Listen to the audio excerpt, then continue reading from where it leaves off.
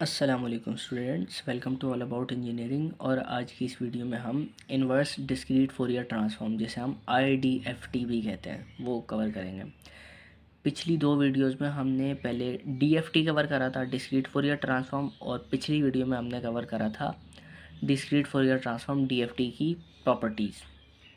इस वीडियो में हमारा टॉपिक है इन्वर्स DFT। तो देख लेते हैं क्या है वो। The inverse discrete Fourier transform IDFT converts the discrete frequency representation of a data set back into the discrete time data set। अच्छा, डिस्क्रीट फोरियर ट्रांसफॉर्म DFT में क्या होता था, आपकी जो सीक्वेंस होती थी x of n, small x of n, वो आपको गिवन होती थी। वो होती किस में थी? वो होती थी आपके पास टाइम डोमेन में। और आपको जब उसका फ्रीक्वेंसी डोमेन रिप्रेजेंटेशन देखनी होती थी उस सीक्वेंस की, आप उसका डिस्क्रीट फोरियर ट्रांसफॉर्म लेते थे। तो अब जो आपको सीक्वेंस मिलती थी वो मिलती थी कैपिटल X ऑफ K, जो कि फ्रीक्वेंसी डोमेन रिप्रेजेंटेशन को शो कर रही है किसकी? स्मॉल x ऑफ n की। अच्छा, वो जो मैंने रिलेशन पढ़ाया था कि x ऑफ n का जब आप DFT लेते हैं तो वो कैपिटल X ऑफ K में चले जाता है।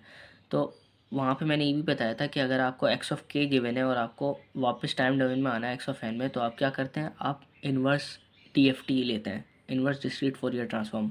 यही चीज़ यहाँ पे वो ले रहे हैं। आपको capital X of K given है, आपने फॉर्मूले में प्लग इन करना है, तो आउटपुट में आपको x ऑफ n मिलेगा।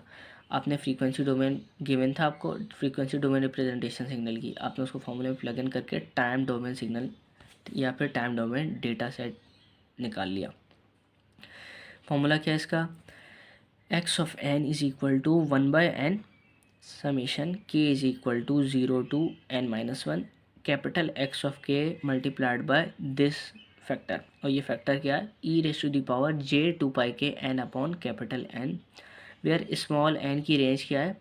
0 से लेकर n-1 तक। आप इसको ऐसे लिख लें या फिर इसको ऐसे लिख लें, 0 less than equal to small n और less than equal to capital N-1।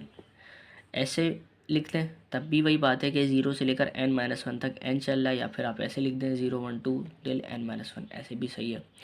अच्छा, ये जो फॉर्मूला हो गया है वो आपका ऑयलर फार्मूला की टर्म्स में हो गया।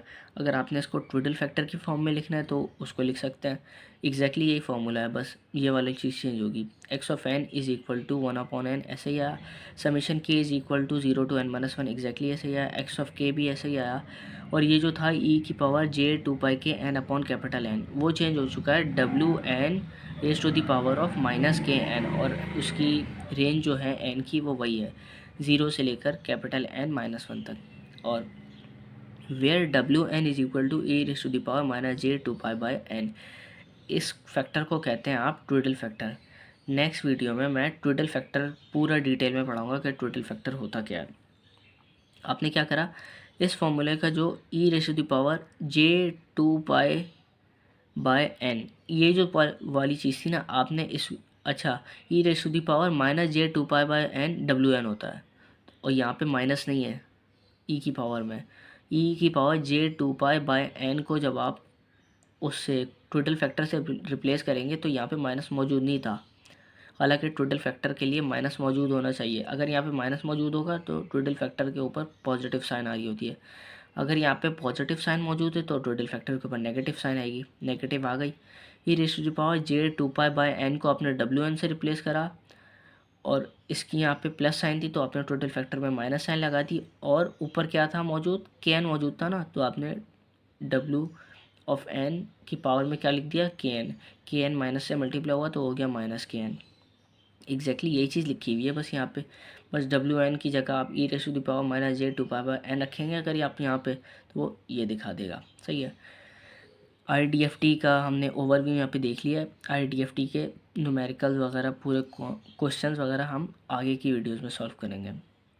बस आज का ये टॉपिक था। अगर आपको अच्छी वीडियो लगी हो आज की तो लाइक करें, शेयर करें, चैनल को सब्सक्राइब करें और दोस्तों के साथ शेयर करें। शुक्रिया।